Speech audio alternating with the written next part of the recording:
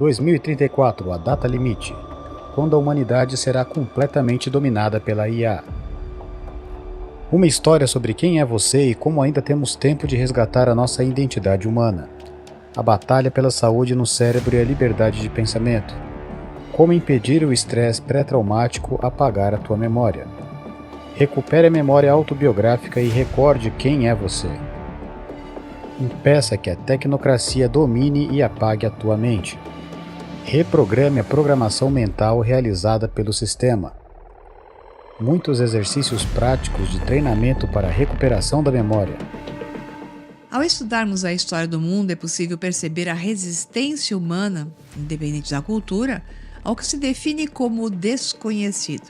Desde os primeiros humanos que hesitavam em cruzar um rio por medo dos predadores, sem saber o que encontrariam lá do outro lado, a resistência ao novo e desconhecido está embutida no mais profundo de nossas mentes.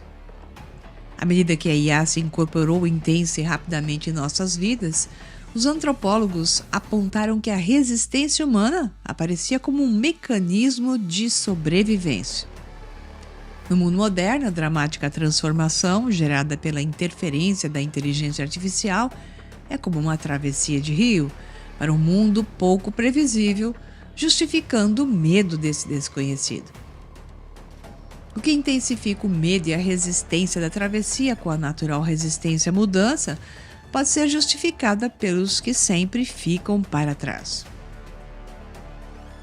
Mas há um antagonismo a ser apontado na atual fase de transformação, pois se sobrevivemos como espécie, mudando e nos melhorando gradualmente, nessa última década, nos pareceu uma mudança imprudente e restrita, indo em direção ao passado, ao encontro de uma evolução do cérebro humano, ao invés de ir ao encontro de um futuro mais amplo, capaz e melhor. Basta observar e evidenciar o aumento da demência e a queda do QI nas últimas gerações em relação às anteriores. Em todas as eras, a humanidade enfrentou o desconhecido, pisando em novos territórios com uma mistura de medo e fascínio. Entretanto, a busca pelo desconhecido sempre nos garantiu o conhecimento maior em nossas mãos, ao mesmo tempo que ganhávamos capacidades cognitivas e aplicáveis através de novas redes neurais que estocavam nossos dados pessoais, além dos coletivos, levando o homem a ser mais capaz de decidir, discernir e concluir por si mesmo. A diferença e importância de palavras como eu e eles ganhou destaque, não por um ato egóico e sim pelo real entendimento da singularidade de tudo, o que o si mesmo representa frente a uma realidade maior. Assim, o mistério da manifestação da consciência na forma de mentes que experienciam matéria através de um corpo com inputs sensoriais processados pelo cérebro no espaço-tempo, nos permitiu diferenciar o coletivo do individual, gerando deslumbre sobre o poder ilimitado da mente humana e de sua criatividade. O desenvolvimento e descoberta de formas de definições e interpretações da realidade, tanto individual quanto coletiva por áreas das ciências, como a neurociência, a física clássica, a física teórica, pareciam evidenciar a importância da descoberta de uma mente fracionada que, a priori, comanda o cérebro preso ao mundo sensorial do espaço-tempo. Entretanto, enquanto o desenvolvimento natural do homem está baseado em possibilidades expansivas, ao mesmo tempo, surgiu uma promessa de ajuda, de pular etapas naturais e de alcançar já um estado civilizacional superior e sem esforços, desafios, sem ser necessário cruzar mais rios a nado. Então surge a inteligência artificial. A pergunta a ser feita é: o que acontecerá com nossa mente através de um cérebro modificado, quando o atual se unir a um sistema totalmente artificial? A parte orgânica irá se tornar a cada vez menos necessária? Talvez. O que acontecerá com o humano em nós, aquele que buscava a descoberta do que representa o si mesmo, se ao se unir com as máquinas, irá se apagando como uma vela, propiciando a gênese de um simbionte mais máquina do que humano? O que será esse pós-humano? Vantagens, desvantagens, abordaremos tudo isso. Segundo o neurocientista americano David Eagleman, a nossa história não carrega uma biografia comum. Essa é a história de nossa espécie, contada a partir das particularidades da mais complexa estrutura que conhecemos, o cérebro humano. Escondido na escuridão silenciosa do crânio, é ele que dá forma às ricas narrativas de nossa realidade e de nossa identidade. Se ele for alterado, o que será que iremos perceber, ou melhor, ser e existir em qual mundo? O que é a realidade? Quem é você? Como você toma decisões? Porque seu cérebro precisa de outras pessoas? A tecnologia está preparada para mudar o que significa ser humano? Essa é a história de como a sua vida molda o seu cérebro e como o seu cérebro molda a sua vida. Como a ciência do cérebro é um campo em evolução acelerada, é raro darmos alguns passos para trás a fim de ver a extensão do terreno, procurar entender o que nossos estudos significam para nossas vidas, discutir de forma simples e direta o que representa ser uma criatura biológica. A ciência do cérebro é importante. O estranho tecido computacional em nosso crânio é o mecanismo perceptivo com o qual percorremos o mundo, a matéria da qual surgem as decisões, o material de que é forjada a imaginação. Nossos sonhos e nossa vida em estado desperto emergem de seus bilhões de células velozes.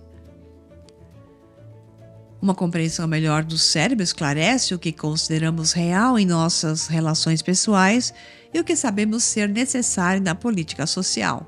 Como lutamos, porque amamos, o que aceitamos como verdadeiro, como devemos educar, como podemos elaborar melhores políticas sociais e como projetar nossos corpos pelos séculos que estão por vir.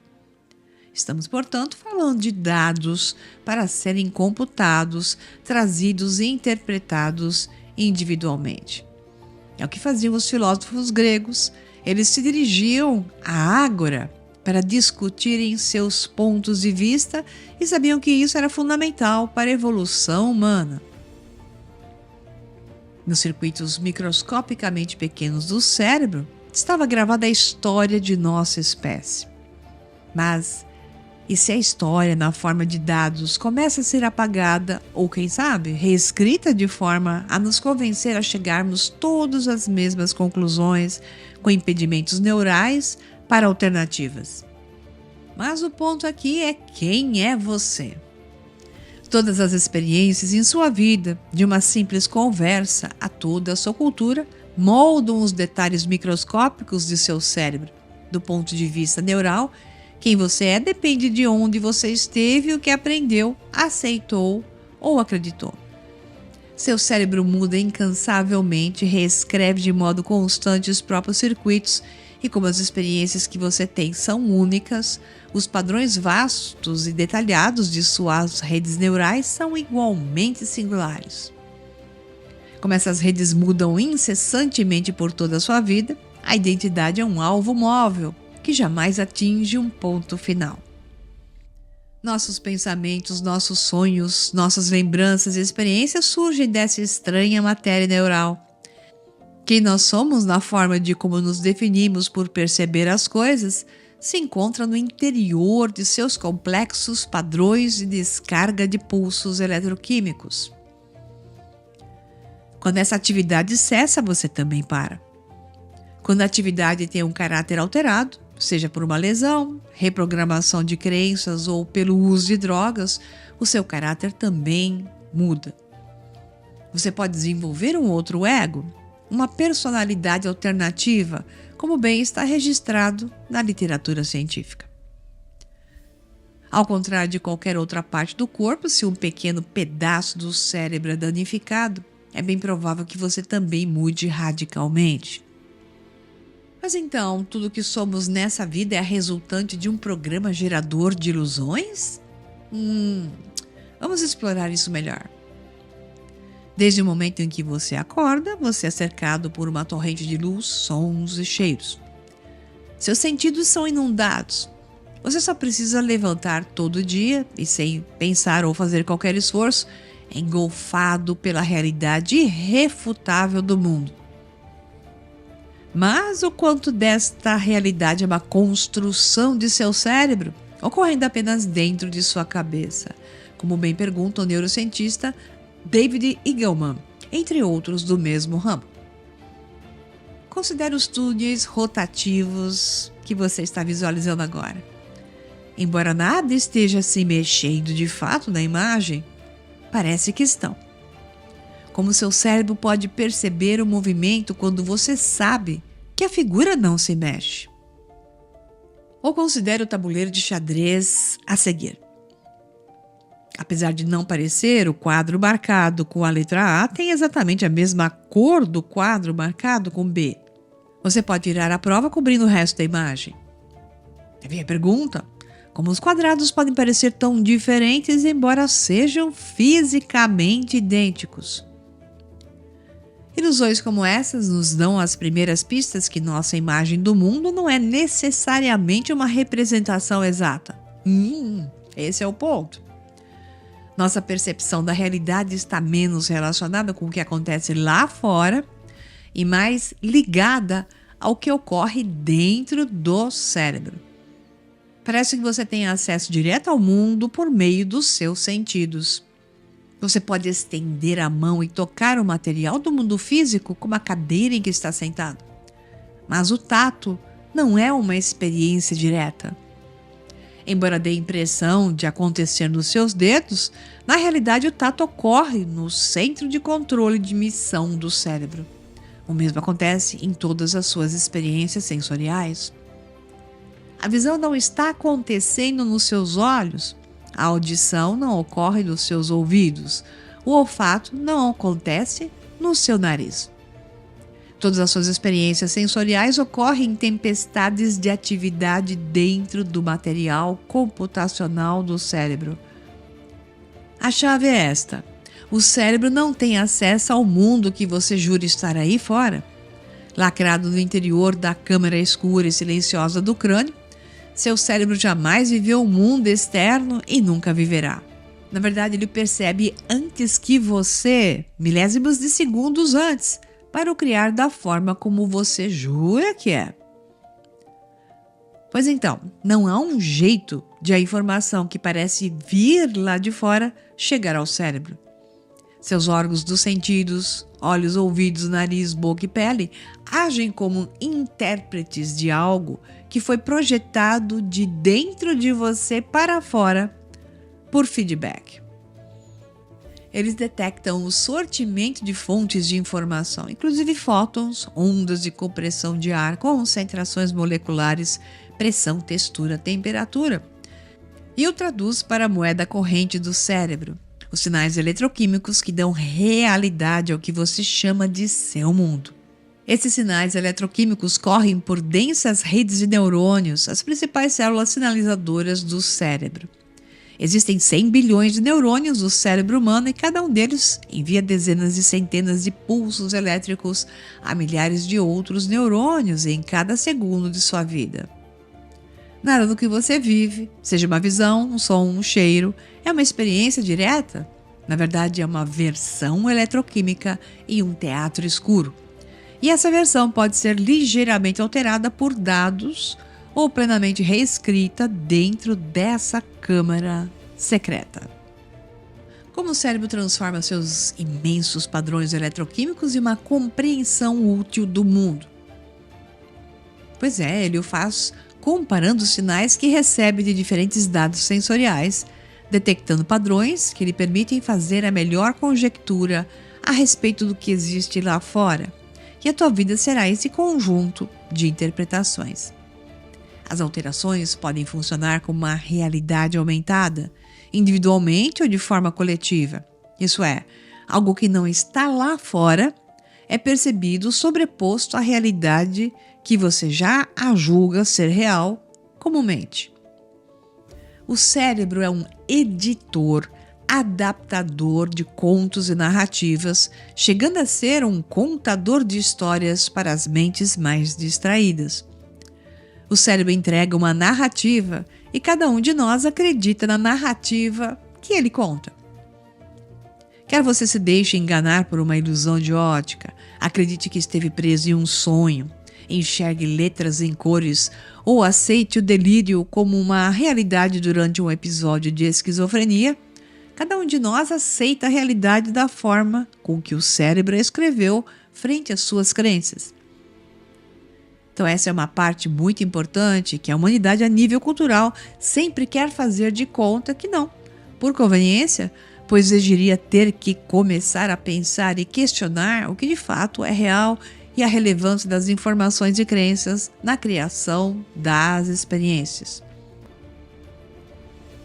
Agora voltamos ao rio. Será que o irão querer cruzar a nado quando o costume e condicionamento deste lado da margem parece tão confortável? Apesar da sensação de que experimentamos diretamente o mundo, nossa realidade, em última análise, é construída no escuro, nesse cérebro, em uma língua estrangeira de sinais eletroquímicos. A atividade que agita as vastas redes neurais é transformada em sua história sobre alguma coisa, sua experiência particular do mundo, a sensação de um livro nas mãos, a luz do ambiente, o cheiro de rosas, o som dos outros falando. De modo ainda mais estranho, é provável que cada cérebro conte uma narrativa um tanto diferente. Para cada situação com várias testemunhas, cérebros diferentes têm experiências subjetivas e particulares diferentes, pelo menos até que a inteligência artificial seja incorporada ao mesmo. Então, o que é a realidade? Bem, é como um programa de televisão que só você pode ver, mesmo que até muitos outros estejam conectados no mesmo canal. Na verdade, quem controla a experiência e a escolha do canal é uma associação entre o doador de memórias, o sistema de informação e seus controladores, juntamente ao estado do seu cérebro, aliado às pitadas de uma mente a priori que somente consegue se conectar corretamente ao seu cérebro se estiver em pleno funcionamento, isto é, saudável.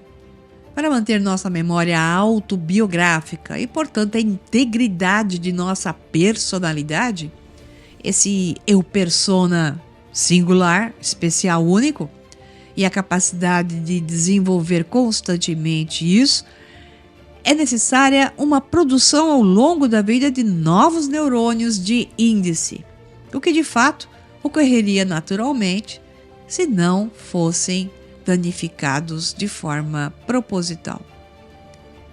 A forma da nossa resiliência psicológica depende disso, da manutenção da memória autobiográfica através do constante crescimento dos neurônios de índice, abastecidos pela experiência de qualidade. Isso é um pré-requisito para a nossa vontade de tentar algo novo e expandir nossos horizontes quando parece necessário ou mesmo promissor. Além do fato de que a neurogênese produtiva oferece proteção contra a depressão e finalmente a doença de Alzheimer, já que precisamos de novos neurônios de índice todos os dias para permanecermos capazes do sistema cerebral mais avançado e resiliente, habilitado a pensar e mudar de direção quando for melhor para nós. Mas isso é exatamente o que está nos faltando nesse momento. O forte condicionamento disruptivo sociocultural, a baixa qualidade do ensino, o medo do futuro devido a todas as incertezas e crenças catastróficas, além de limitantes, está destruindo a máquina do tempo, nosso cérebro. O estresse pré-traumático nos descapacita tanto quanto o pós-traumático. Junto a tudo isso, toxinas constantemente presentes por variadas fontes diminuem o fluxo, a espessura do córtex pré-frontal, além do alvo principal, o centro de processamento de memórias que nos permite determinar quem somos, o hipocampo. Eu te convoco a assumir o caminho do conhecimento verdadeiro e reverter o processo de alteração do que se define atualmente como o humano. Nós temos pouco tempo, pois, como sempre, há uma data limite projetada pelo sistema para que uma completa tomada desses aspectos ocorra.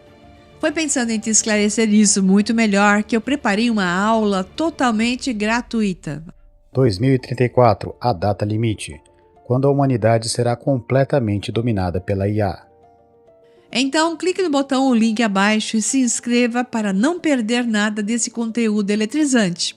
Eu vou te ensinar como manejar o grande reset humano e resgatar o controle total da tua vida. Eu te vejo na aula. Até lá!